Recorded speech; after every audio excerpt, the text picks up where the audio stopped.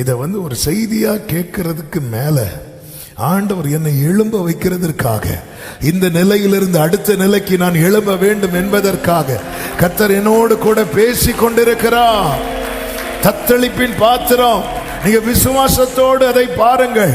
உங்க கையில் இருந்த தத்தளிப்பின் பாத்திரத்தை அவர் நீக்கிட்டார்னா ஹல்லேலூயா எழும்ப முடியும். இது நீக்குகிறவர் ஒரே ஒருவர். சமூகத்தில் ஓடி போய் அழுதான். வேதம் என்ன சொல்லுகிறது தெரியுமா?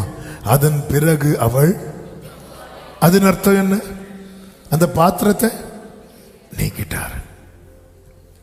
எவ்வளோ நாளா இருந்த துக்கம் அவர் அப்படி எடுத்ததும் அந்த துக்கம் போயிட்டு. ஹல்லேலூயா. நம்ம பண்ணி பார்க்கிறோம், என் கையில் என்ன பாத்திரம் இருக்கிறது, நான் எழும்ப முடியலையா ஆண்டவரே?